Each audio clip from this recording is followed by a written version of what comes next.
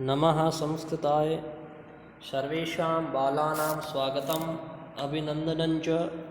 गायत्री विद्या मंदिर उच्च माध्यमिक विद्यालय सांचौर नगरी।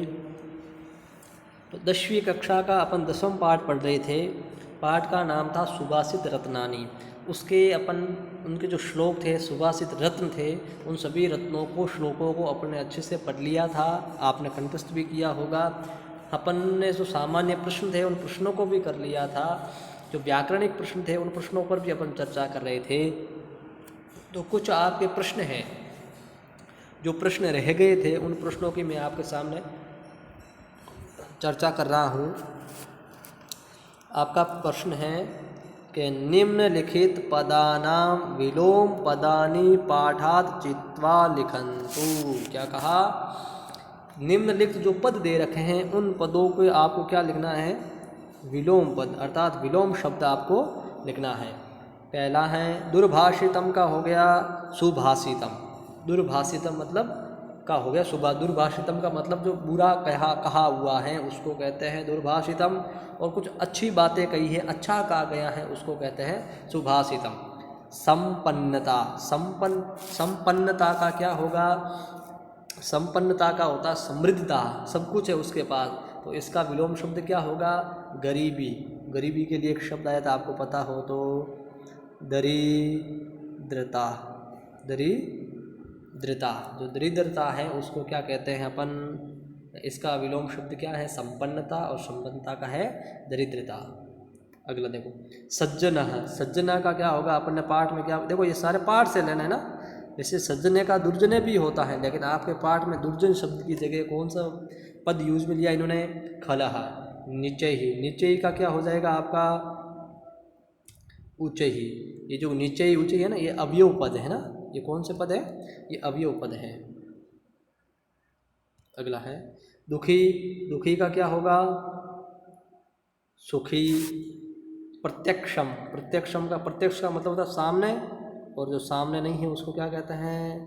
परोक्षम। तो इसका हो जाएगा परोक्षम। अगला है अनुकूल। अनुकूल का हो जाएगा आपका प्रतिकूल। क्या बन जाएगा? प्रतिकूल। हिंसा का विलोम पद क्या होगा?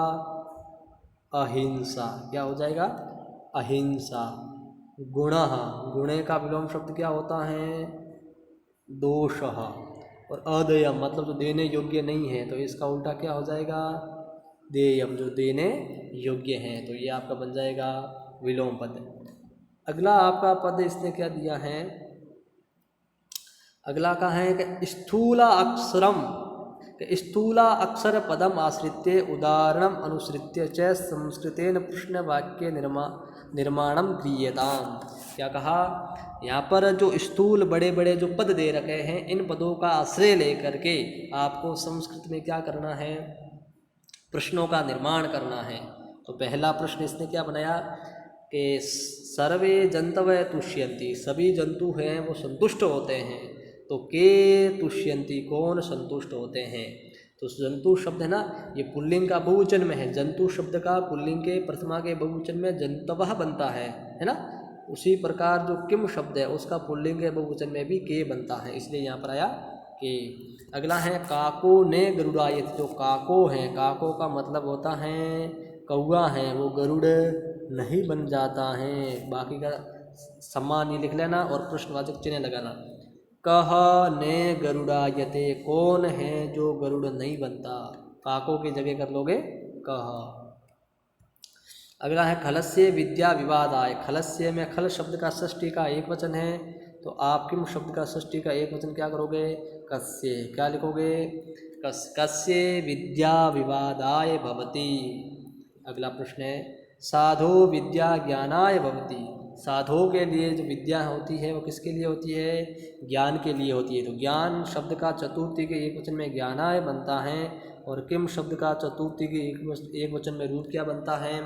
कस्मई बनता है। तो आपका वाक्य बन जाएगा साधो विद्या कस्मई भवति। अगला देखो आप, वर्जये तादृशम मित्रम, ऐसे मित्र को छोड़ देना चाहिए। कैसे मित्र को? तो जो तादृशम है उसकी जगह आ जाएगा कीदृशम। क्या आ जाएगा? कीदृशम मित्रम, वर्जयेत कीदृशम मित्रम। अतितायनम हन्यात, जो अतितायन होता है, आतंक फैलाने वाला होता है, उसको क्या कर देना चाहिए, उनको मार देना चाहिए। तो अतितायन की जगह आप क्या लिखोगे, कम।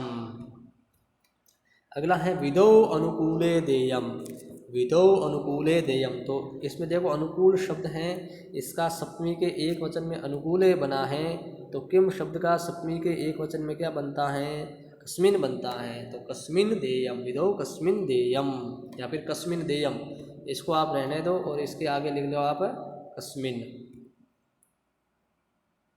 अगला है अधोलिखित पदानि आधृत्य उदाहरणम च अनुसृत्य संस्कृतेन वाक्य निर्माणम क्रियताम।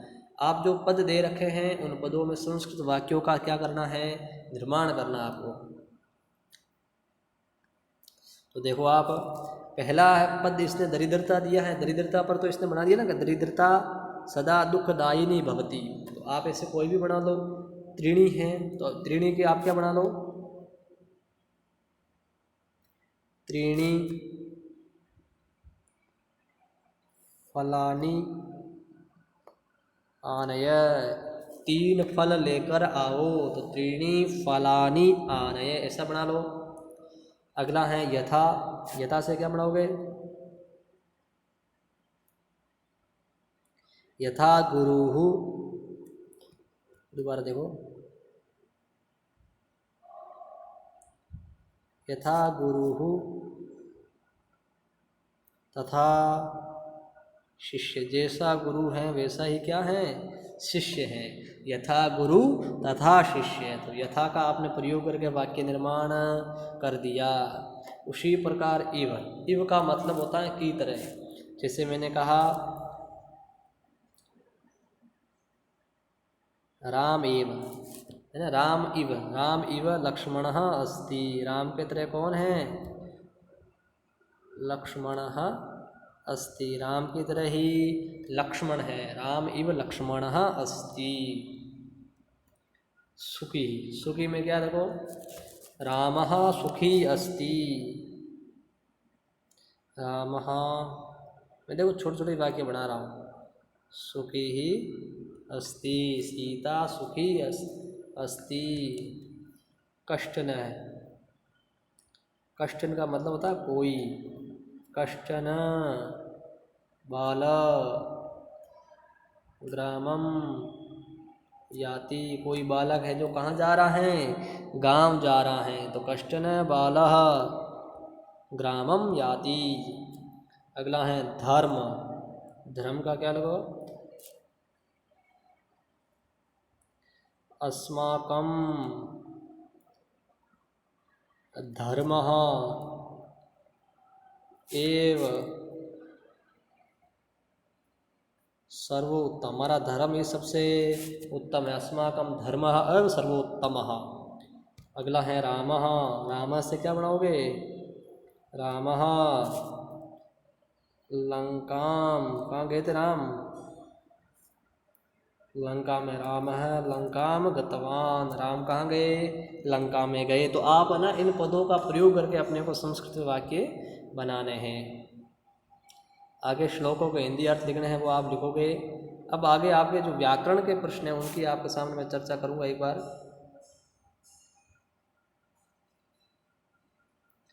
संधि विच्छेद करना है आपको, और संधि विच्छेद कर रखा वहाँ पर संधि करनी है आपको। पात्रा पात्रम, तो क्या बनेगा, पात्र धन या पात्रम, कौन सी संधि है भाई इसमें, इसमें आपकी है दीर्घ संधि, है ना। पात्र और अपात्र, अ और अ मिलकर क्या हुआ, दीर्घ हुआ, और जहाँ पर दीर्घ होता है वो संधि भी कौन सी आपकी, दीर्घ संधि। अगला है वार्यम दिगच्छति, तो इसका पद क्या होगा, वारिधन अधिगच्छति, वारिधन अधिगच्छति, पानी को प्राप्त हो जाता है, पानी को प्राप्त कर लेता है। तो यहाँ पर ई के बाद में अ आ रहा है, तो यहाँ पर ई के स्थान पर हो जाएगा ये, तो जहाँ ये होता है वो संधि कौन सी है, यण संधि, है ना, यण संधि। वारिधन अधिगच्छति, वार्याधिगच्छति, तो आपकी इसमें संधि हो जाएगी यण संधि। अजरा अमरवत, इसको कैसे करोगे आप? अजर धन अमरवत, अजर और अमर, अ और अ मिलकर क्या हुआ है? आ दीर्घ हुआ है, तो संधि भी कौन सी इसमें आपकी? दीर्घ संधि हो जाएगी। अगला है पर छिद्राणी, इसमें थोड़ा सा विशेष है, ध्यान रखना। पर धन छिद्राणी, पहर धन छिद्राणी, यहाँ पर एक चीज़ होती है, तुक का आगम होता है। किसका आगम होता है भाई? तुक का। तुक में बचता क्या है? तुक में त बचता है और त का हो जाता है च, तो च लग जाता है और बन जाता है पर छिद्राणी। तो इसमें ये हल संधि है। हल संधि के अंदर भी कौन सी? तुगागम। कौन सी है? तुगागम, तुग का आगम होता है। क्या होता है वो आप जब संधि पढ़ोगे ना अच्छे से, तब मैं आपको और समझाऊंगा। तुग आगम क्या होता है, गुट आगम क्या होता है, इस प्रकार आप संपूर्ण संधि को समझोगे। गमुट आगम क्या होता है, टुक का आगम क्या होता है, कुक का आगम क्या होता है, यह हल संधि का एक संपूर्ण भाग होता है, जिसे अपन कहते हैं आगम हल संधि। पश्यन अपी, पश्यन अपी में क्या होता है? देखो ये न के बाद में स्वर आता ना, तो ये नुट आगम संधि है, तो यहाँ पर एक बार नुट का और आगम होता है। नुट में बचता क्या है? ने, तो यहाँ पर दो ने हो जाएगा, बन जाएगा पश्यन अभी। ये भी हल संधि है और हल के अंदर आगम किसका हुआ है? नुट का आगम होता है। किसका आगम होता है? नुट का। तो नुड़ागम, वो भी संधि कौन सी होगी आपकी? नुड़ागम है। देखो ये जो हल संधि है थोड़ी विशेष है, इसमें हमेशा ये जो न ना, इनमें स्वर दिखता है तो न का और आगम हो जाता है। शोकारिति, क्या कहा? शोक धन राति, इसमें भी अ के बाद में अ आने पर क्या हुआ है? दीर्घ हुआ है, तब आपकी संधि भी कौन सी हो जाएगी इसके अंदर? दीर्घ संधि। कौन सी संधि हो जाएगी भाई? दीर्घ संधि। अगला देखो पद आप, धर्म तथा अहिंसा, तो इसमें क्या होगा? देखो इसमें दो दो संधि है। एक तो धर्म के आगे विसर्ग तथा आगे है अहिंसा। क्या है? अब देखो यहाँ पर तो विसर्ग है, विसर्ग के स्थान में हमेशा क्या होता है? से होता है। विसर्जनीय से, वो हमेशा विसर्ग के स्थान पर क्या होता है? से। तब देखो धर्म से आ गए, यहाँ पर आ के बाद में अ आ रहा, तो यहाँ पर तो हो जाएगा दीर्घ आपका, है ना। ये जो चिन्ह होता है ना, ये वाला थोड़ा सा समझा देता हूँ आपको। ये जो आपको चिन्ह दिख रहा है, इसको कहते हैं अवग्रह चिन्ह है। इसको कौन सा चिन्ह कहते हैं? अवग्रह चिन्ह कहते हैं। तो ये हमेशा जो इसके जो बाद वाला पद होता है, पर वाला जो वर्ण होता है, उस वर्ण को दर्शाने वाला होता है कि आपने इसका पूर्व वाला रूप किया है ना। जब पूर्व रूप संधि करते हैं ना अपन, तो वहाँ पर अवग्रह चिन्ह इस प्रकार को बनाते हैं अपन। हन्याद एव विचार्यन, तो इसका संधि विच्छेद, इसमें भी देखो दो संधि हैं। हन्यात एव अविचार्यन, हन्यात एव अविचार्यन। त के बाद में अ आ रहा है, तो आपने जसत में पढ़ते हो आप, त के स्थान पर इसका तीसरा हो जाएगा दे हो जाएगा, है ना। हल संधि के अपन पढ़ते हैं ना यहाँ पर अ के बाद में अ आ रहा है, तो यहाँ पर हो जाएगा आप, तब हो गया एव का हो गया ए वा, तो हन्याद एवा विचार्यन, है ना। इस प्रकार रूप बन जाता है इसमें। तो यहाँ पर तो हल संधि है और यहाँ पर दीर्घ संधि है। अगला देखो आप, अगले में क्या करना है आपको? अधस्तन पदेशु प्रकृति प्रत्यय विभागम कुर्वन्तु, प्रकृति और प्रत्यय का आपको विभाग करना है। तो वक्तव्यम, वक्तव्य में आपको बताना है कौन सी धातु है और कौन सा प्रत्यय है। तो ये वक्तव्यम है। वक्तव्यम के अंदर धातु है आपकी वच धातु, और प्रत्यय कौन सा है? इसमें प्रत्यय है तव्यत प्रत्यय। तव्यत प्रत्यय में तव्यत में वत्स तव्य शेष रहता है और वत्स से बनाते हैं वक्तव्यम, है ना। इस प्रकार रूप बनते हैं। जितने भी आप रूप बनाओ, गम से बनाओगे तो गंतव्यम, इस प्रकार।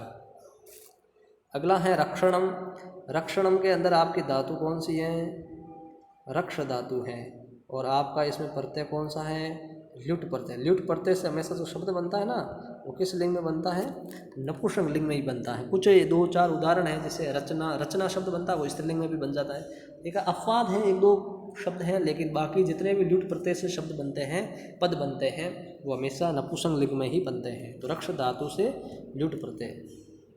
त्यक्तम, जो त्यक्तम है इसमें आपकी जो धातु हैं वो है त्यज धातु, त्यागने के अर्थ में त्यज धातु है। और त्यक्तम और प्रत्यय कौन सा हो गया आपका, भूतकाल अर्थ में त प्रत्यय है। त्यज धातु और त प्रत्यय से मिलकर आपका त्यक्तम पद बनता है। अगला देखो आप, पश्यन है। पश्यन के अंदर आपकी धातु कौन सी है, दृश्य धातु है। और प्रत्यय है आपका इसमें क्षत्रिय प्रत्यय है, वर्तमान काल के अर्थ में होता है। परित्राणम, इसको थोड़ा सा ढंग से देखो, इसमें एक उपसर्ग है परि और आपकी इसमें धातु है त्रयी धातु है। और त्राणम देखो यहाँ पर आया था ना रक्षणम, उसी प्रकार वही प्रत्यय है, इसमें कौन सा, लुट प्रत्यय। सृष्टम है। सृष्टम के अंदर थोड़ा सा विशेष है, इसमें सृज धातु है और प्रत्यय भूतकाल अर्थ में कौन सा, तय प्रत्यय है। हंता है, हंता के अंदर हन धातु है और आपका कर्ता अर्थ में होने वाला त्रिच प्रत्यय है। तो हन धातु से त्रिच अर्थ में बनाते हैं तब अपना पद बनता है हंता। क्री धातु से बनाते हैं तो कर्ता बनता है। अब आपका अगला जो है वो समास के विषय का है। समास विग्रह आपको करना है और जहाँ विग्रह कर रखा है वहाँ पर आपको समस्त पद भी लिखना है। तो देखो, धेनु, धेनु च पन्नगश्चय, सांप और गाय, इसमें से दोनों को चय का प्रयोग किया है। चय के अर्थ में कौन सा समास होता है, द्वंद्व समास होता है। तो यहाँ पर भी द्वंद्व समास है और आपका पद बनेगा धेनु पन्नग। अब धेनु और पन्नग कितने हैं, दो हैं, तो पन्नग के अनुसार ही वचन और विभक्ति का प्रयोग होगा और आपका बन जाएगा धेनु पन्नगो।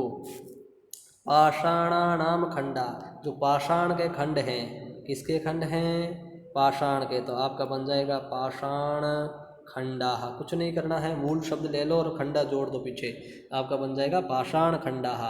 तो इसमें समास कौन सा है, इसमें समास है षष्ठी तत्पुरुष। और इसमें समास कौन सा है, इसमें समास है द्वंद्व समास।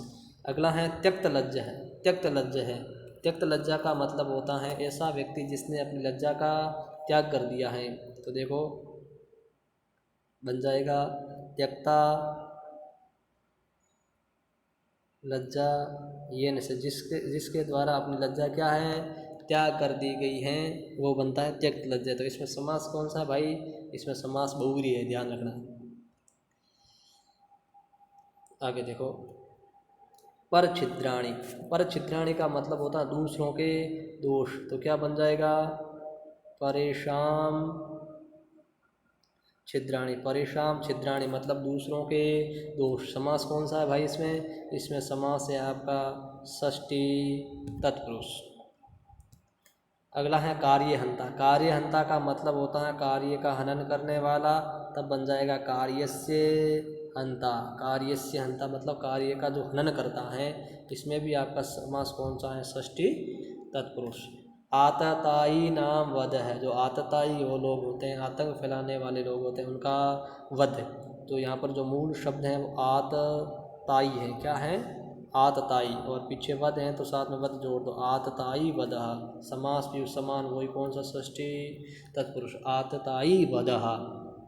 क्या बनेगा आपका, आततायी वधः। ये आपके प्रश्न है जो पूर्ण हो गए हैं। अब आपका अगले पाठ है उसकी मैं चर्चा करूँगा। धन्यवाद।